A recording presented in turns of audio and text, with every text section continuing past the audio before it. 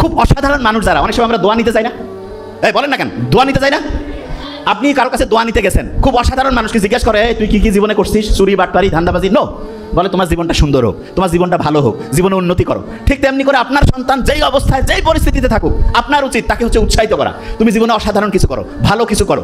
আর যে কোনো খারাপ জিনিসের কথা সরাসরি করবেন না যে এটা করে এটা করবেন না, এইভাবে বলিয়েন না, এক্সাম্পল দিয়ে বলেন। এক্সাম্পল কীরকম একটা ঘটনা বলি তাহলে বুঝতে পারবেন। এই যে বাতাস চলতেছে না, বাতাসের মধ্যে কিন্তু অনেক সময় ধুলা বালু তারপর এগুলো নড়াচড়া করতে থাকে।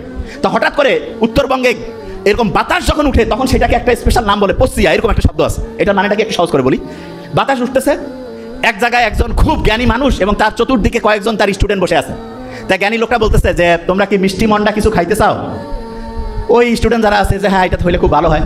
তা উনি কাগজের মধ্যে কি কি জানি লিখলো, আরবি ভাষায় লিখে ভাঁজ করে একজনকে বললো যে ওই যে এরকম করে ঘুরতেছে সেখানে যে এটা জমা দাও। উনি করছে কি ওই কাগজটা ওইখানে গিয়ে জমা দিয়েছে।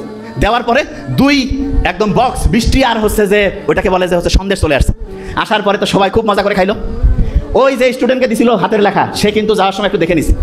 এর কয়েকদিন পরে ওইরকম হচ্ছে পরিস্থিতি তৈরি হয়েছে, ওই বন্ধু ওই ছেলে যে দেখছে কাগজে লেখা সে তার বন্ধুদেরকে বলতেছে তোমরা কি মিষ্টি মন্ডা খাইতে চাও? কয় আমরা তো খাইলে খুব মজা লাগবে। তো বলতেছে দাঁড়াও, ও চিন্তা করতেছে ছাল লিখে দিছিল আমি দেখছি শিখে ফেলছি, এটা যদি আবার আরেকজনকে লিখে দেয় তাহলে তো ও শিখে ফেলবে। তো বলতে তোমরা দাঁড়াও, ও সুন্দর করে ওটা লিখছে, লিখে গিয়ে ওইখানে ফেলে দিছে। প্রথমবার ফেলে দিছে, কাজ হয় না, কোনো মিষ্টি মন্ডা আসতেছে না। দ্বিতীয়বার ভালো করে আবার লিখছে, ফেলে দিছে, তবু কাজ হচ্ছে না, একটু কনফিডেন্স কমে যাচ্ছে, কি ব্যাপার হচ্ছে না কেন? শেষে আরও ভালো করে লিখছে, লিখে দিয়েছে। তৃতীয়বার যে লিখে কাগজটা ফেলছে একদম জোরে জোরে গালের মধ্যে থাপ্পড়, পিঠের মধ্যে কিল ঘুষি শুরু হয়ে গেছে। সে কিছু দেখতে পাচ্ছে না, দৌড়ানো শুরু করছে। দৌড়াইতে দৌড়াইতে দৌড়াইতে ওই যে জ্ঞানী লোক যে লিখে দিছিল মিষ্টি আর হচ্ছে সন্দেশ আসছিল তার কাছে চলে গেছে। যে বলতেছে যে আসসালামু আলাইকুম, একটা ভুল হয়ে গেছে। কি ভুল বাবা? বলছে যে আপনি তো সেই দিন আমরা বসেছিলাম, ওই বাতাস হচ্ছিল, ওই সময় একটা জিনিস লিখে দিলেন মিষ্টি আর হচ্ছে সন্দেশ আসছিল, তা ওই লেখাটা আমি লিখে মুখস্থ করে রাখছিলাম আপনার ওই জিনিসটা। আজকে ওই ঘটনা ঘটছে, ওইরকম হচ্ছে যে বাতাসের প্রবাহ এরকম ছিল, আমি ওইটা লিখে বন্ধুদেরকে বলতেছি মিষ্টি আর সন্দেশ নিয়ে আসতেছি, একবার দিলাম দুইবার দিলাম কাজ হয় না, তৃতীয়বার দেওয়ার পরে আমার গালের মধ্যে থাপ্পড়, পিছনে কিল ঘুষি মারা শুরু করছে। কারণ কি হুজুর বলেন? হুজুর বলতেছে শোনো, ওই দিন ওরা যে যাচ্ছিল জিনের বাহিনী, তারা হচ্ছে একটা বিয়ের প্রোগ্রামে, ওদের একটা ভালো প্রোগ্রামে যাচ্ছিল। এই জন্য বললাম আপনাদের শুভ হোক, আপনাদের দিনটা ভালো কাটুক, ওদের প্রশংসা করলাম, করে দিলাম। ওরা বৃষ্টি মানে একটা মিষ্টি এবং হচ্ছে সন্দেশ উপহার হিসাবে দিয়েছে।